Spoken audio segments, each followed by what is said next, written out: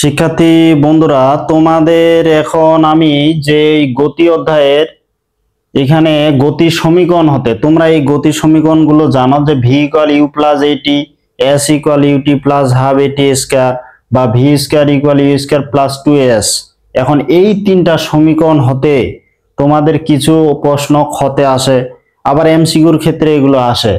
যেমন এখানে প্রশ্ন একটা লিখে রাখছি, এটা এমসিকিউ বা সিকিউর ক্ষেত্রে আসে। তোমাদের খালি এই প্রশ্নগুলো আসলে নবম দশম শ্রেণীতে আসে না, একাদশ দ্বাদশ শ্রেণীতেও কিন্তু এই তিনটি সম্পর্ক আসলে অনেক প্রয়োজন হয়। যে বেগ ও সময়ের মধ্যে সম্পর্ক, সরণ ও সময়ের মধ্যে সম্পর্ক, বেগ ও সরণের মধ্যে সম্পর্ক ব্যাখ্যা করো।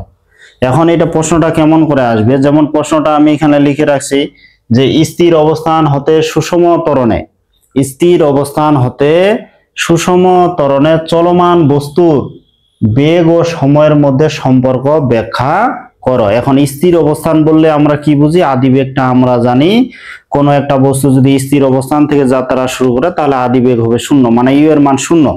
তো স্থির অবস্থান হতে সুষম ত্বরণ, মানে ত্বরণটা সুষম বলতে ত্বরণের মানের কোনো পরিবর্তন হবে না। শুরুতে যে ত্বরণ থাকবে শেষ পর্যন্ত ত্বরণটা একই থাকবে, ত্বরণের মানটা সবসময় একই থাকবে।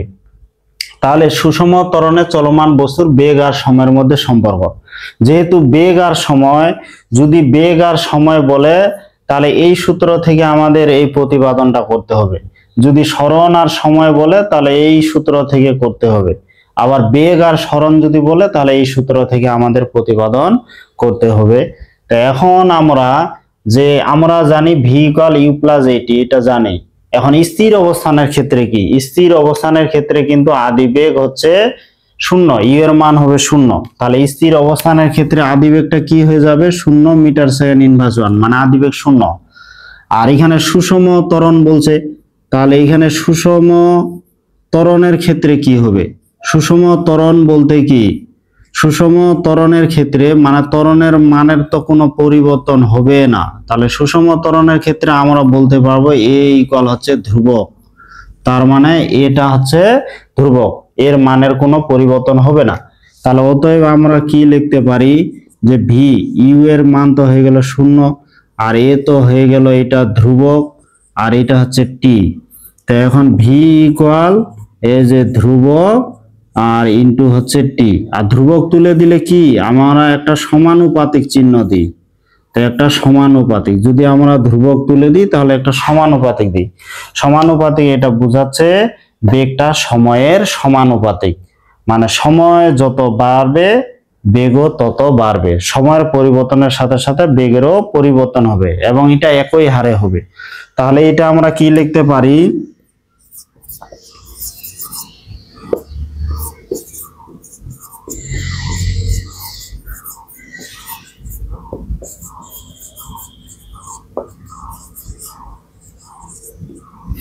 তাহলে এটা আমরা লিখতে পারি যে বেগ সময়ের সমানুপাতিক। তাহলে এখানে যে প্রশ্নটা বলা হলো যে স্থির অবস্থান হতে সুষম ত্বরণে চলমান বস্তুর বেগ ও সময়ের মধ্যে সম্পর্ক ব্যাখ্যা করো। শুধু এইটুকু লিখে দিলে হয়ে যাবে যে ভি ইকুয়াল ইউ প্লাস এটি। স্থির অবস্থানের ক্ষেত্রে এখানে ইউ ইকুয়াল 0, আর সুষম ত্বরণের ক্ষেত্রে এ ইকুয়াল ধ্রুবক। তাহলে ইউ এর এখানে হয়ে গেল 0, এ হয়ে গেল ধ্রুবক। তাহলে ধ্রুবকটা তুলে দিলে একটা সমানুপাতিক এখানে চিহ্ন দিতে হয়। তাহলে এখানে বেগটা সময়ের সমানুপাতিক, এখানে সময় যত বাড়বে বেগও তত বাড়বে। এখন এটা আমরা লেখচিত্রের মাধ্যমে যদি দেখাই, তাহলে আমরা এক্স অক্ষ বরাবর যদি আমরা সময়টা দিই আর ওয়াই অক্ষ বরাবর যদি আমরা বেগটা দিই, তাহলে এক্স অক্ষ বরাবর সময়, ওয়াই অক্ষ বরাবর যদি বেগ দিই, এখানে সময় যত বৃদ্ধি পাবে বেগও তত বৃদ্ধি পাবে। তার মানে এটা একটা মূল বিন্দুগামী সরলরেখা হবে। তাহলে স্থির অবস্থান হতে সুষম ত্বরণে চলমান বস্তুর এখানে বেগ ও সময়ের মধ্যে যে একটা গ্রাফ বা লেখচিত্র, তাহলে এটা কি? এখানে ভি বনাম টি, এই লেখচিত্রটাকে বলা হয় ভি বনাম, মানে বেগ বনাম সময়।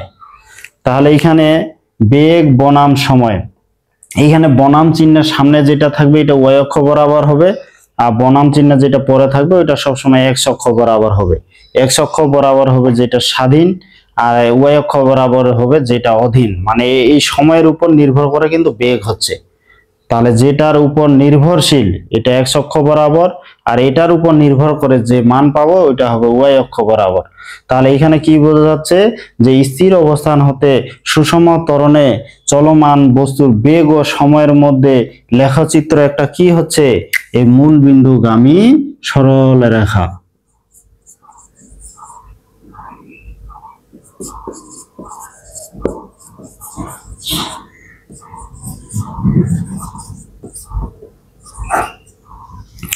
তোমাদের এটা এমসিকিউর ক্ষেত্রে আসবে যে স্থির অবস্থান হতে সুষম ত্বরণে চলমান বস্তুর ক্ষেত্রে বেগ ও সময়ের মধ্যে সম্পর্ক কি, সমানুপাতিক, ব্যস্তানুপাতিক, বর্গের সমানুপাতিক, আরো কিছু বলবে। তাহলে এই ক্ষেত্রে বেগটা সময়ের সমানুপাতিক। আবার এইটাও এমসিকিউর ক্ষেত্রে আসে যে স্থির অবস্থান হতে সুষম ত্বরণে চলমান বস্তুর বেগ ও সময়ের মধ্যে লেখ, এটা হচ্ছে মূল বিন্দুগামী সরলরেখা। এইটা অপশনে থাকবে যে মূল বিন্দুগামী সরলরেখা। তোমাদের এটা জানলে হয়ে গেল। তো এটা এমসিকিউর ক্ষেত্রে আসে, আশা করি তোমরা এটা বুঝতে পারছো। এবার এই সমীকরণ থেকে দেখো যে s equal ut plus half at square, এটা কি স্থির অবস্থান হতে সুষম ত্বরণে চলমান বস্তুর ক্ষেত্রে সরণ ও সময়ের মধ্যে সম্পর্ক, সরণ এবং সময়ে। এখন আমরা এটা দেখব।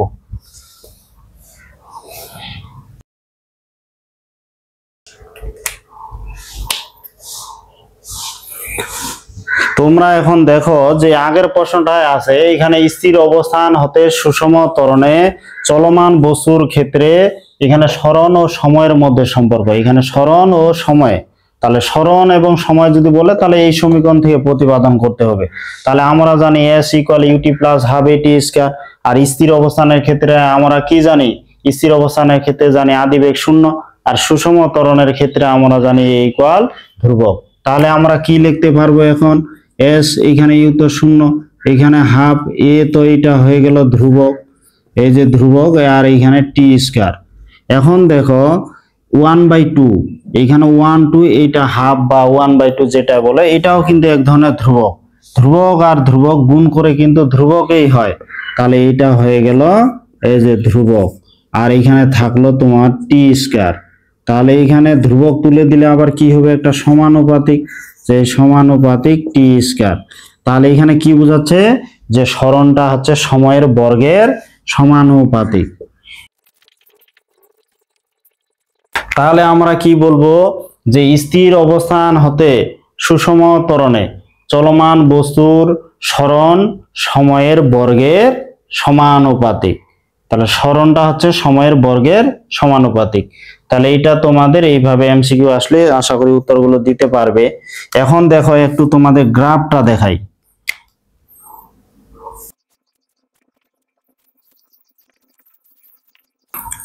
এখন দেখো আমি এটা থেকে একটা গ্রাফ করতেছি, আসলে গ্রাফটা কেমন হবে। এর আগের যেমন গ্রাফটা হইলো বা লেখচিত্রটা হইলো যে মূল বিন্দুগামী সরলরেখা। তাহলে স্থির অবস্থান হতে সুষম ত্বরণে চলমান বস্তুর ক্ষেত্রে যদি আমরা সরণ বনাম সময়ের মধ্যে একটা লেখচিত্র অঙ্কন করি তাহলে এটা কি হবে, এটা একটু বোঝার জন্য দিচ্ছি। মনে করো টি ইকুয়াল যদি 0 হয়, মানে সময়টা যখন শূন্য তখন সরণটাও হয়ে যাবে শূন্য।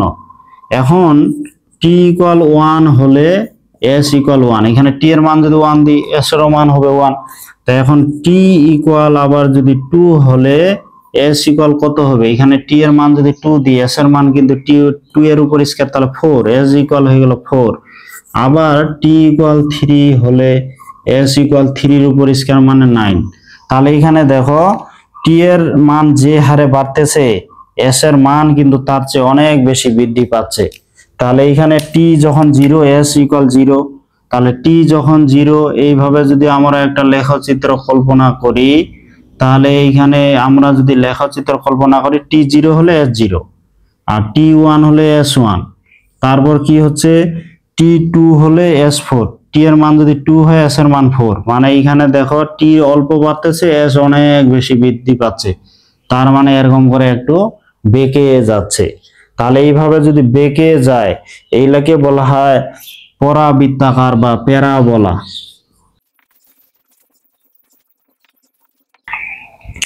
তাহলে এখানে লেখচিত্রটা কি হয়ে গেল যে স্থির অবস্থান হতে সুষম ত্বরণে চলমান বস্তুর সরণ ও সময়ের মধ্যে লেখচিত্র কি হচ্ছে, এইটা শুধু বোঝার জন্য। আসলে গ্রাফটা এইভাবে কেমন করে বাঁকে যাচ্ছে, সময় যখন শূন্য তখন এসও হয়ে যাবে শূন্য। সময় যদি টি এর মান যদি 1 হয়, 1 স্কোয়ার মানে 1, এস ইকুয়াল 1। টি যদি 2 হয় মানে 2 সেকেন্ড হয়, 2 এর উপর স্কোয়ার মানে এস হবে 4 মিটার। টি যদি 3 হয়, 3 স্কোয়ার মানে 9, তাহলে এস হবে 9 মিটার। তাহলে 3 সেকেন্ডে 9 মিটার দূরত্ব অতিক্রম করতেছে। যা এখান থেকে বোঝা যাচ্ছে যে উপাত্ত থেকে বোঝা যাচ্ছে সময়টা যে হারে বাড়তেছে অতিক্রান্ত দূরত্বটা তার চেয়ে অনেক বেশি বৃদ্ধি পাচ্ছে। তাহলে এই ক্ষেত্রে এটা কি হবে, একটু বাঁকে যাবে।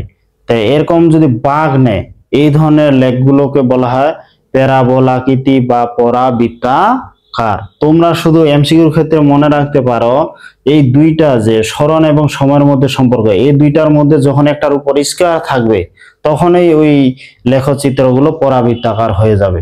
তাহলে এখানে লেখচিত্রটা হয়ে গেল পরাবৃত্তাকার।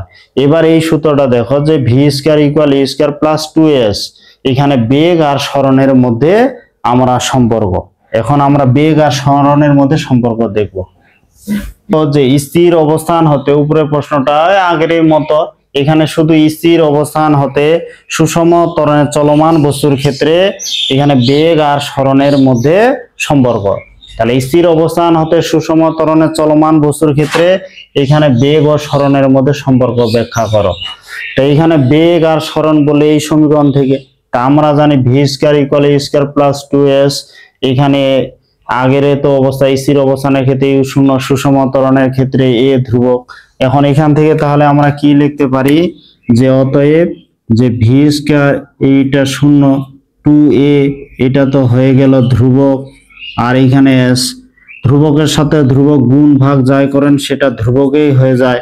তাহলে এটা হয়ে গেল এই যে ধ্রুবক, আর এখানে এস। তাহলে এখানে কি হচ্ছে, ভি স্কয়ার সমানুপাতিক এস।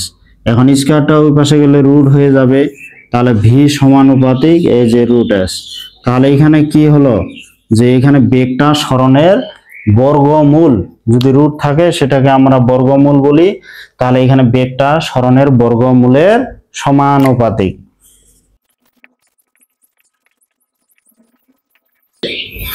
তাহলে আমরা কি লিখতে পারবো যে স্থির অবস্থান হতে সুষম ত্বরণে চলমান বস্তুর বেগ সরণের বর্গমূলের সমানুপাতিক।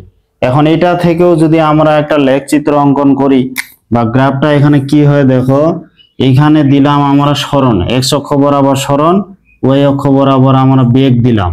তাহলে এক্স অক্ষ বরাবর সরণ, ওয়াই অক্ষ বরাবর যদি বেগ দিই, তাহলে এই ক্ষেত্রে দেখো যে এস ইকুয়াল যদি শূন্য হলে, এস এর মান যদি শূন্য হয় তাহলে ভি ইকুয়াল শূন্য হবে।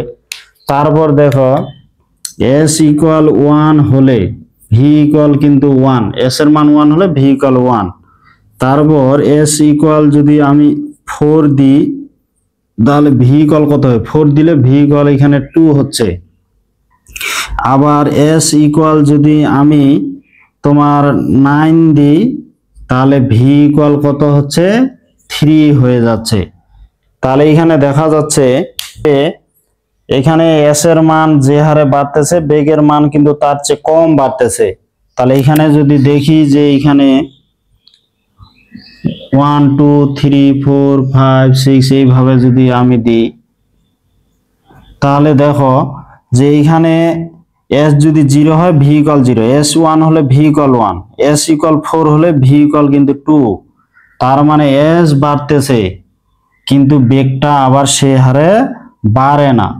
তাহলে এটা 0 হলে এটা 1 হলে 1, এখানে এস যদি 4 হয় তাহলে ভি হয়ে যাচ্ছে 9। তার মানে এইটা কিন্তু এইভাবে একটু বাঁকে যাচ্ছে। তাহলে এইভাবে বাঁকতেছে, তার মানে এইটাও একটু বাঁক নিচ্ছে। তাহলে এই সমীকরণ আমরা বলতে পারি পরাবৃত্তাকার বা প্যারাবোলা। তো এই যে প্যারাবোলা, যে প্যারাবোলা। তাহলে এখানে স্থির অবস্থান হতে সুষম ত্বরণে চলমান বস্তুর বেগ ও সরণের মধ্যে লেখচিত্র হচ্ছে একটি পরাবৃত্তাকার বা প্যারাবোলা। তা যাই হোক, তোমাদের এই যে গতির সমীকরণগুলো, এই তিনটা যদি তোমরা সমীকরণ মনে রাখো তাহলে এই সম্পর্কগুলো সরাসরি বলে দেওয়া যাবে। তোমাদের যদি বেগ ও সময়ের মধ্যে বলে তাহলে বেগ ও সময় এই তিনটা সূত্র তোমাদের মনে মনে কল্পনা করতে হবে। যদি বেগ আর সময় বলে তিনটা সূত্র যখন কল্পনা করবে তখন দেখবে বেগ আর সময় কোথায় আছে, এই যে প্রথম সমীকরণে বেগ এবং সময় আছে। তাহলে বেগ ও সময়ের মধ্যে যদি বলে এটা থেকে আসবে।